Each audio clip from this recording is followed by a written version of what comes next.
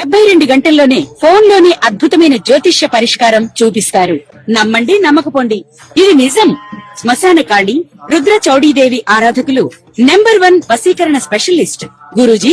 మనిషి పుట్టుక నుండి చనిపోయే వరకు వచ్చే అన్ని క్లిష్టమైన సమస్యలకు పరిష్కారం ఇక్కడ లభిస్తుంది. విద్య, ఉద్యోగం, వ్యవహారం, స్త్రీ ప్రేమ, పెళ్లి, సంతానం, స్త్రీ పురుష వశీకరణం, భూవశం, భార్యాభర్తల కలహాలు, కోర్టు సమస్యలు, విడాకుల సమస్యలు, చేతబడి, అప్పుల బాధ, ఇంకా మీకు ఎలాంటి సమస్యలు ఉన్నా 72 గంటల్లోనే. ద్వాదశ రాశుల్లో ఒకటి సింహరాశి వారికి ఈ యొక్క గురు సంచారం ఇక్కడ 12వ స్థానంలో ఎప్పటి వరకు అక్టోబర్ 30 వరకు ఈ యొక్క గ్రహస్థితుల వలన అంటే ఆల్రెడీ కేతు అనేది సింహరాశిలో ఉన్నారు, ఆపోజిట్ సైన్ కుంభరాశిలో రాహు ఉన్నారు.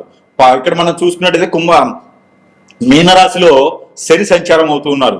ఈ యొక్క అతిపెద్ద గ్రహాలు వీటితో పాటు ఇప్పుడు ఇంకొక అతిపెద్ద గ్రహం 12వ స్థానంలో రాబోతుంది. కాబట్టి దీని వలన సింహరాశి వారికి అందరిలో ఈ యొక్క సందేహం ఇంకా చూస్తూనే ఉన్నారండి. చాలా మంది ఇటీవల కాలంలో కూడా చాలా మంది పర్సనల్ ఒక హరస్కోప్ అంటే వారి యొక్క వ్యక్తిగత జాతకం కూడా భయంతో ఏదో వీళ్ళకి ఏదో వైరస్ వస్తుందనే టైప్ లో భయంతో వచ్చి చూపించుకున్న వాళ్ళు చాలా ఎక్కువైపోయినారు. కాబట్టి సింహరాశి వారికి కేతు వచ్చినా, రాహు వచ్చినా, శని వచ్చినా, లేదా గురువు వచ్చినా, లేదా శుక్రుడు వచ్చినా, రవి వచ్చినా ఏం టెన్షన్ తీసుకోకండి. సింహరాశి వారికి ఏ గ్రహం ఏ స్థానంలో ఉన్నా కూడా ఏ గ్రహం కూడా ఏమి చెయ్యలేదు. ఒక్కటే ఒకటి గుర్తుపెట్టుకోవాలి, సింహరాశి అవ్వడమే గొప్ప. కాబట్టి వారిపైన ఈ 12వ స్థానంలో కాదు, 10వ స్థానంలో కాదు, 8వ స్థానం, 9వ స్థానంలో కాదు, ఎలాంటి గ్రహం ఉన్నా ఆ గ్రహానికి సంబంధించిన ఛాయ 0.5% మాత్రమే కనపడుతుంది. కాబట్టి మీరు ఎవరు కూడా భయపడాల్సిన అవసరం లేదు. ఒకటి గుర్తుపెట్టుకో. రెండోది, 12వ స్థానంలో వచ్చేటువంటి గురువు ఇబ్బంది కలిగించాడు. మీకు ఒకటి చెప్పాలి అంటే, మీకు జాబ్ చేస్తుంటే ప్రమోషన్స్ కానీ, ఇంక్రిమెంట్స్ కానీ, స్థల మార్పిడి కానీ చేసేలాగా కొత్త రకమైన ఆఫర్లు ఇచ్చేలాగా సూచిస్తుంటారు. కావాలంటే రాసి పెట్టుకోండి. మరొకటి, అక్టోబర్ 31వ తారీఖు లోపున మీరు ప్రయత్నం చేసి చూడండి, మీకున్న జాబ్ కి ప్రమోషన్ రాకపోతే అడగండి.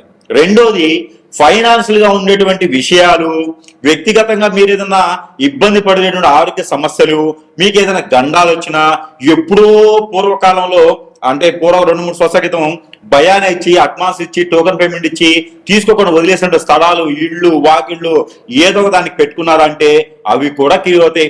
ఇంట్లో ఎవరైనా ఇబ్బంది పడుతున్నారు, ఇంట్లో ఏది ఉపాధి అవకాశం దొరకట్లేదు, అన్ని రకాలుగా సమస్య ఉందంటే కూడా అవి కూడా మీరు క్లియర్ చేస్తారు.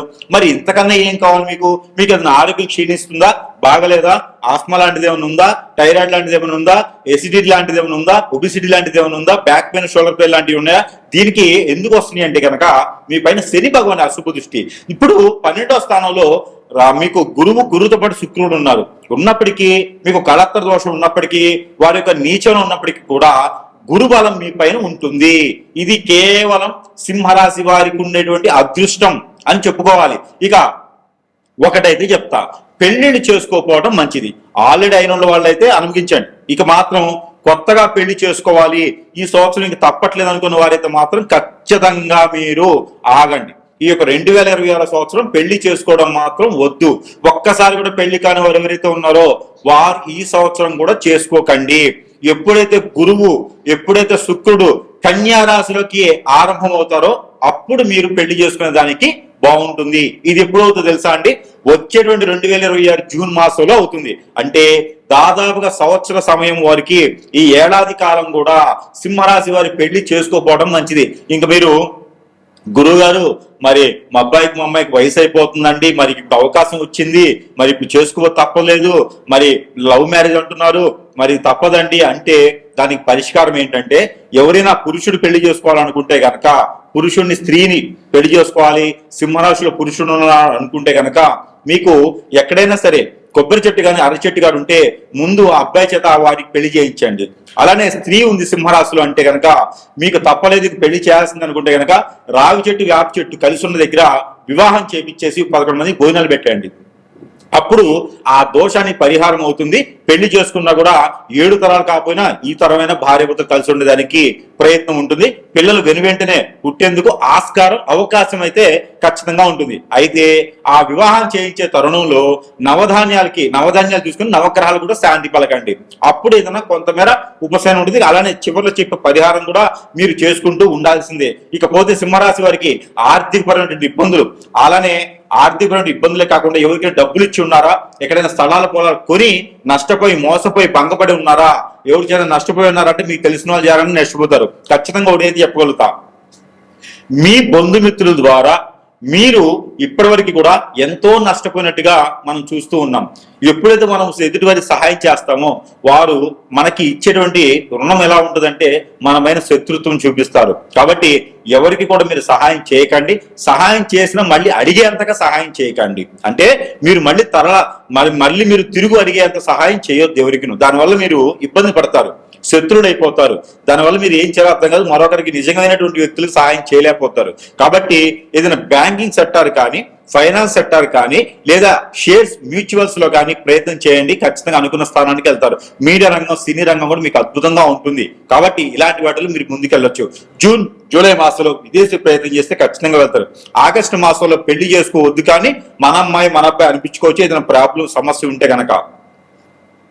సెప్టెంబర్ అక్టోబర్ మాసాల్లో మీకు ఇళ్ళు, వాకులు, వాహనాలు ఏదైనా కొనుగోలు కావాలంటే చేసేదానికి ప్రయత్నం చేసుకోవచ్చు. కొత్తగా ఏదైనా వ్యాపారం మొదలు పెట్టాలంటే కనుక అక్టోబర్ నవంబర్ మాసాల్లో మొదలు పెట్టండి. ఖచ్చితంగా అనుకున్న స్థానానికి, అనుకున్న స్థాయికి వెళ్లేందుకు అవకాశం ఉంటుంది. పార్ట్నర్షిప్ వ్యాపారం అయితే మనికిరావు.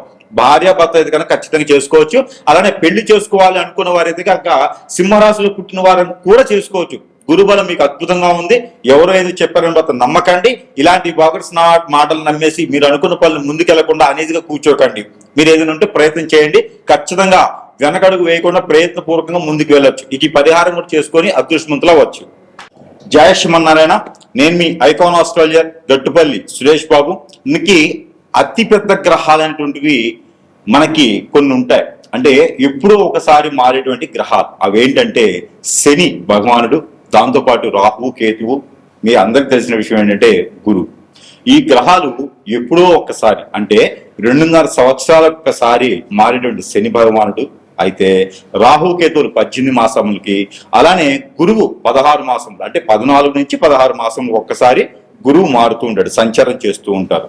అంటే 3 మాసాలకు ఒకసారి స్థలచలనం చేస్తారు. కానీ సంచారం అనేది మాత్రము 14 నుంచి 16 మాసాలకు ఒకసారి మారుతూ ఉంటాడు. అయితే ఈ 2026 సంవత్సరం జూన్ 2వ తారీఖున అతిపెద్ద గ్రహం అయినటువంటి గురుగ్రహం, ఈ గురుగ్రహం మిథున రాశి నుంచి కర్కాటక రాశికి సంచరిస్తూ ఉంది. ఎప్పుడు జూన్ 2వ తారీఖు ఏకునిజామున అంటే మబ్బులో అంటారన్నమాట.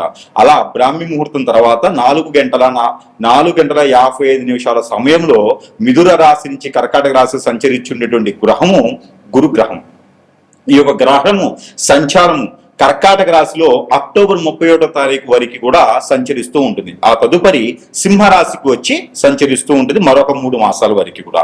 అయితే మొదటి 3 మాసాలు ఏవైతే ఉన్నాయో ఇది కర్కాటక రాశిలో సంచరిస్తూ ఉంటుంది. కాబట్టి ఈ తదుపరి 3-4 మాసాలు కూడా ఈ సింహరాశిలో సంచరిస్తుంది. కాబట్టి మనకి ఈ 6 మాసాల నుంచి 7 మాసాల వరకు అంటే జూన్ నుంచి డిసెంబర్ వరకు ఉండేటువంటి గ్రహస్థితి ప్రకారంగా మనకి ఈ యొక్క 12 రాశుల వారికి ఏదైనా మిశ్రమ ఫలితాలు, శుభ ఫలితాలు ఏమైనా ఉన్నాయా, ఏమైనా అశుభ ఫలితాలు ఉన్నాయా, ఎవరికైనా సరే నైట్ గా ఎదిగేదానికి కానీ నైట్ గా కోల్పోయేదానికి కానీ గ్రహరీత్యా, ప్రకృతి రీత్యా, అలానే దశ అంతర్దశల రీత్యా, అలానే గోచార ప్రకారంగా కూడా ఈ యొక్క గురుబలం ఏ రాశుల వారి మీద ఉంటుంది, ఈ గురుబలం ఛాయ వలన ఏ రాశుల వారికి అసలు గురువు ఏం చేస్తాడు అనేది ఒక్కసారి మనము పరిశీలన చేసుకుందాం. అందులోనూ ఈ గురుబలం అనేది ముఖ్యంగా వాడే దేనికోసం అంటే శుక్రుడు, గురువు. మరొక విషయం ఏంటంటే ఈ యొక్క గురువుతో పాటు శుక్రుడు కూడా వెనువెంటనే సంచరిస్తూ ఉన్నాడు కర్కాటక రాశిలో. ఆ తదుపరి వెనువెంటనే సంచరిస్తూ ఉంటారు అలానే మనకి రవి భగవానుడు. ఈ 3 కలయికతో ఈ యొక్క జూన్ మాసం నుంచి 2026 సంవత్సరం నుంచి కూడా డిసెంబర్ మాసం వరకు కూడా ఈ 6-7 మాసాల వరకు కూడా సంచరించేటువంటి గ్రహ ఛాయల వలన ద్వాదశ రాశుల వారికి ఈ గురువు శుక్రులు చేసేటువంటిది ఏంటంటే కనుక వివాహం. ఈ వివాహ ప్రయత్నాలు, అలానే పెళ్లి అయిన వారు దూరం అయితే దగ్గర అవ్వడానికి, పెళ్లి అయి ఉన్నటువంటి జంటలు ప్రయత్నం చేసి పిల్లలు పుట్టేదానికి కూడా ఈ ఒక గురు శుక్ర గ్రహాలు బాగా యోగిస్తుంటాయి. జీవితంలో మనిషి ఎదగాలి అంటే వారికి శుక్రబలం కానీ గురుబలం కానీ ఉండాలి. అది వారి జాతక ప్రకారంగా, వారి యొక్క నక్షత్ర గోచార ప్రకారంగా, దశాంతర ప్రకారంగా కూడా నీకు గురుబలం తక్కువ ఉంది, లేదా దీనికి పరిహారం చేసుకోండి, నీకు శుక్రబలం అసలు లేదు, కలత్ర దోషం ఉంది అంటారు. అలానే గురు చండాల యోగం, కలత్ర దోషం, ఇవన్నీ కూడా గురువు శుక్రులకు సంబంధించినటువంటి ఈ రెండు కూడా కర్కాటక రాశిలో సంచరించడం ద్వారా ఈ ద్వాదశ రాశుల వారికి ఎలాంటి ప్రతిఫలం ఉంటుంది, లేదు వారికి బాగలేదంటే ఎలాంటి పరిహారాలు చేసుకోవాలి అనేది ఒక్కసారి మనము పరిశీలన చేసుకొని మొదటిగా మనము అయితే ఈ రాశి వారు కనుక ఈ గురు బలము శుక్రు బలము మీకు నిండుగా ఉండాలి, మీరు అనుకున్నటువంటి పనులు కావాలి అనుకుంటే ఉపశయనం మాత్రం లభ్యపడుతుంది. ఏ గ్రహం కూడా మనకి ఉపశయనం లభ్యపడుతుంది. కాబట్టి మీరు ఈ చిన్నపాటి పరిహారం అనేది మీరు చేసుకోవచ్చు. దానికి ఏంటంటే కనుక మీరు బాగా గుర్తుపెట్టుకోవాలి పరిహారాన్ని. మీరు ఈ పరిహారాలు చూసుకొని మీరు పాటించినట్టయితే అన్ని విధాలుగా కూడా మీకు సహకరిస్తుంది గ్రహాల యొక్క స్థితిగతులు. అవి ఏమిటంటే కనుక మీరు ఆదివారం రోజున మీరు స్నానం చేసేటువంటి నీటిలో ఈ దాల్చిన చెక్క అని ఉంటుంది, ఆ చెక్క పౌడర్ కానీ చెక్క కానీ వేసుకొని స్నానం చేయండి. సోమవారం రోజున పన్నీర్ కానీ రోజ్ వాటర్ కానీ వేసుకొని స్నానం చేయండి. మంగళవారం రోజున పసుపు ఒక చిటికెడు వేసుకొని స్నానం చేయండి. బుధవారం రోజున కర్పూరం బిళ్ళలు నీటిలో వేసుకొని ఒక 2 స్నానం చేయండి. అలానే గురువారం రోజున తెల్ల ఆవాలు కొన్ని వేసుకొని స్నానం చేయండి. శుక్రవారం రోజున మనకి చున్నం కానీ లేకపోతే గనక కుంకుమ కానీ వేసుకొని స్నానం చేయండి. లేదు అంటే గనక ఇలాచీ కానీ, లేదు అంటే గనక లవంగా కానీ అక్కడ శుక్రవారం రోజున ఏదో ఒక వస్తువుని నేను చెప్పిన వాటిని వేసుకొని స్నానం చేయండి. శనివారం అయితే గనక మీరు ఖచ్చితంగా ఉప్పుతో కానీ లేదా నల్ల నువ్వులతో కానీ ఒక చిటికెడు నీళ్ళలో వేసుకొని స్నానం చేయండి.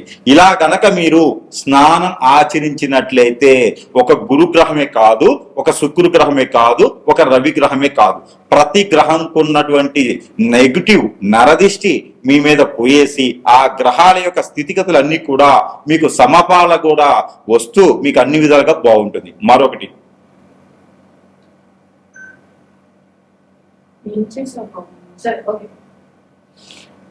మరొకటి అలానే మీరు ఈ పరిహారం కూడా చేసుకోవాలి. అది ఏమిటంటే కనుక ఏదైనా గురువారం లేదా శనివారం రోజున మీరు బ్రౌన్ కలర్ శనగలు ఉంటాయి, ఆ శనగల్ని మీరు ఒక ½ కిలో తీసుకొని ముందు రోజు నానబెట్టుకొని తరువాత రోజు మీరు గుడాలు, ప్రాంతీయ భాషలో గుగ్గిళ్ళు అంటారు, ఆ గుగ్గిళ్ళు వండేసి ఎక్కడైనా రాములవారి ఆలయం కానీ లేకపోతే వినాయక స్వామి వారి ఆలయం కానీ లేకుంటే కనుక మీకు దగ్గరలో హనుమాన్ మందిరం ఉంటే అక్కడ మీరు నైవేద్యం పెట్టండి. ఈ గుగ్గిళ్ళు నైవేద్యం పెట్టడం ద్వారా మీకు ఆ గురుబలం కూడా మీకు యోగ్యతగా ఉంటుంది, అనుకున్న పనులు కార్యాచరణ మీకు ముందుకెళ్ళేలా ఉంటుంది. కాబట్టి ఈ యొక్క పరిహారం చేసుకుని అదృష్టవంతులు అవ్వచ్చు. మరొకటి ఏంటంటే 5 నారికెలములు తీసుకోండి.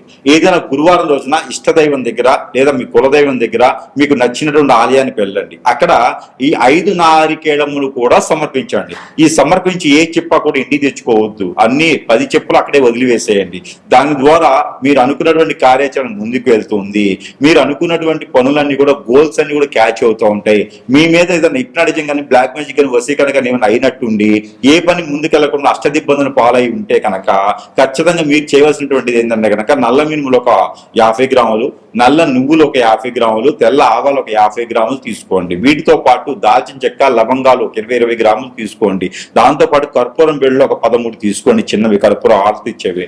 ఇవన్నీ కూడా తీసుకొని వైట్ క్లాత్ కానీ బ్లాక్ క్లాత్ కానీ కట్టేసుకొని ముడుపు కట్టుకొని తల చుట్టూ 7 టైమ్స్ దిష్టి తీసుకొని తల దగ్గర నుంచి కాలి వరకు 7 టైమ్స్ దిష్టి తీసుకొని అవన్నీ కూడా మీరు సాయం సంధివేళలో ఇంట్లో ఏం చేయొచ్చు, బయట ఏం చేయొచ్చు, బయట ఏం చేయొచ్చు, పొలాలు గట్రగా ఎక్కడైనా చేసుకోవచ్చు. సాయం సంధివేళలో దిష్టి తీసుకొని వాటిపైన కర్పూరం బెల్ట్ పెట్టి కాల్ చేసేసేయండి. ఇలా చేయడం ద్వారా మీ మీద చూసినటువంటి నరదిష్టి నరఘోష కాకుండా గ్రహాల యొక్క స్థితిగతులు అన్ని కూడా మీ మీదకి దండెత్తకుండా ఉండేటటువంటి ప్రయత్నాలు అయితే ఉంటాయి. అలానే మీకు మరొక రెమెడీ ఏంటంటే కనుక మీకు పెళ్లిళ్ళు అవ్వట్లేదు, ఈ గురుబలం వచ్చినప్పుడు ఏం చేయాలో అర్థం కావట్లేదు, శుక్రబలం ఉంది కానీ మాకు కలత దోషం ఉందట అనుకునే ఎవరైనా ఉంటే కనుక మీరు ఏం చేస్తారంటే కనుక ఉలవలు ఒక 1/2 కిలో, అలానే గోధుమలు ఒక 1 కిలో, జొన్నలు ఒక 1/2 కిలో, అలానే మనకి ఇది ఉంటుంది కదా గోధుమలు ఒక 1/2 కిలో తీసుకొని, జొన్నలు ఒక 1/2 కిలో తీసుకొని, బియ్యం ఒక 1/2 కిలో తీసుకొని, ఉలవలు ఒక 1/2 కిలో తీసుకొని, నవధాన్యాలు ఒడ్లు ఉంటాయి, ఒడ్లు ఒక 1/2 కిలో తీసుకోండి. ఇవన్నీ కూడా తీసుకున్న తర్వాత మీరు ఒక వైట్ కలర్ కానీ, ఆరెంజ్ కలర్ కానీ, రెడ్ కలర్ కానీ క్లాతులు కట్టేసేయండి. ఈ కట్టినటువంటి దానికి మీకు సమీప దూరంలో ఎక్కడైనా నది, వాగు, ఏరు, సెలయేరు, కుంట, కాలువ, బ్రహ్మగుండాలు లేదా సముద్రాలు ఇలాంటి ఏదైనా ఉంటే గనక మీరు అక్కడ స్నానం ఆచరించేటువంటి పరిస్థితులు ఉన్నాయా, సరే లేకుంటే కనుక ఇవన్నీ కూడా మీరు పితృదోషాలు కానీ, కాలసర్ప దోషం కానీ, కళత్వ దోషం కానీ, బుధ దోషం కానీ, గురుదోషం కానీ, శని దోషం కానీ ఏమైనా ఉన్నాయంటే కనుక ఆ దోషానికి పరిహారం పోవాలి, ఇవన్నీ కూడా మాకు తెలుసో తెలియక చేసిన కర్మలు పోవాలి అని చెప్పేసి అనుకొని ఇవన్నీ కూడా తలమేం పెట్టుకుని వెళ్ళేసి అందరి పేర్లు, ఇంట్లో వాళ్ళందరి పేర్లు, ఒక కాలం చేసిన వాళ్ళ పేరు, ఉన్నవారి పేరు, అందరి పేర్లు చూసుకుని ఏదైనా తప్పులుంటే క్షమించండి అని చెప్పేసి అని అక్కడ అన్ని పోసేసేయండి. పోసేసిన తర్వాత కాళ్ళు కడుక్కొని ఎక్కడైనా ఆలయం ఉంటే గనక ఆ ఆలయంలో మీరు 2 ఒత్తులేసి మట్టి ప్రమిదిలో దీపారాయణ చేసుకోండి. ఇలా చేసినట్టయితే కనుక మీకు అన్ని రకాలుగా కూడా గ్రహాల యొక్క స్థితిగతులన్నీ కూడా మీ మీద సానుకూల పడి చేసి మీరు అన్ని కూడా ముందుకు వెళ్ళేలా ఉంటుంది. కాబట్టి పరిహారం చేసుకుని అదృష్టవంతులు అవ్వచ్చు. మరొక పరిహారం ఏంటంటే కనుక మీరు మనకి నిమ్మకాయ ఉంటుంది, నిమ్మకాయని తొల తీసి మనకి ఇట్లా వెనక తిప్పండి, వెనక తిప్పేసి దాని కింద ఉప్పు పోయండి, ఉప్పు మీద ఈ నిమ్మకాయ తొలలు పెట్టేసి దానిలో ఆవు నెయ్యి కానీ, కోకోనట్ ఆయిల్ కానీ వేసేసి 2 ఒత్తులేసి దీపారాయణ చేయండి. ఇది ఎక్కడైనా సుబ్రహ్మణ్య స్వామి దగ్గర కానీ, లేకపోతే కనుక వినాయక స్వామి దగ్గర కానీ, లేదా శివాలయంలో కానీ సాయం సంధ్య ఇలాంటి దీపం మీరు కంటిన్యూషన్ గా 11 రోజులు చేయండి. ప్రతిరోజు కూడా క్రమదిబ్బంగా తప్పకుండా 11 రోజులు చేసే ప్రయత్నం చేయండి. లేదా 5 రోజులు, 7 రోజులైనా, 9 రోజులైనా చేసుకోవచ్చు. దీని ద్వారా మీకు ఏంటంటే కనుక శుక్రబలం బాగుంటుంది, గురుబలం బాగుంటుంది, మీకు మీద ఇంకేదైనా రవి బలం బాగుంటుంది, అలానే బుధుడు బలం బాగుంటుంది, కేతు రాహు బలం బాగుంటుంది, మీ మీద అన్ని రకాల గ్రహ దోషాలు పోయేదానికి ఆస్కారం ఉంటుంది. కాబట్టి పరిహారం చేయండి. నిమ్మదీపం పెట్టిన రోజులు కూడా వంటపూడి భోజనం చేయండి మీకు వీలైతే. అలానే నాన్ వెజ్ భుజించకండి, శాకాహారులుగా ఉండండి మీకు వీలైతే. ఆరోగ్యం సహకరించిన మేర ఇది పరిహారం చేసుకోవడం ద్వారా మీకు ఫైనాన్షియల్ గా ఉండేటువంటి ఇబ్బందులు, ఆర్థిక పరమైనటువంటి ఇబ్బందులు, ఈ గురుబలం మీకు బాగా ఉత్తంగా ఉండేదానికి, అన్ని రకాల పనులు మీకు ముందుకెళ్లేదానికి అయితే చాలా సానుకూల పడుతుంది. అలానే మీకు విదేశాలకు వెళ్ళాలనుకుంటే కనుక ఖచ్చితంగా ఈ పరిహారం చేసుకోండి. ఎక్కడైనా మీకు సుబ్రహ్మణ్య స్వామి ఆలయం ఉంటే కనుక అక్కడ నువ్వులతో కూడినటువంటి చలిపిడి, ఆ చలిపిడిని కనుక స్వామివారికి నైవేద్యం పెట్టండి. సజ్జలు, నువ్వులు, ఎండు కొబ్బరి, తెల్ల నువ్వులు కానీ, నల్ల నువ్వులు కానీ వేసేసి ఆ చలిపిడిని కనుక స్వామివారికి మీరు పెట్టినట్టయితే ఖచ్చితంగా మీరు విదేశానికి వెళ్ళడానికి ప్రయత్నం చేయండి. ఖచ్చితంగా మీరు విదేశాలకు వెళ్ళే తీరుతారు. కాబట్టి ఇలాంటి చిన్న చిన్న పరిహారాలు చేసుకోవడం ద్వారా కూడా మీకు గురుబలము, శుక్రబలమే కాకుండా ఆ రవి భగవాని బలం కూడా మీకు చేకూర్చుతూ ఉండి, దాంతో పాటు శని భగవాన్ యొక్క అశుభ దృష్టి కూడా మీకు తగ్గుతూ ఉంటుంది. కాబట్టి ఇలాంటి చిన్న చిన్న పరిహారాలు చేసుకొని కూడా అదృష్టవంతులయ్యేదానికి ఆస్కారం ఎక్కువగా ఉంటుంది.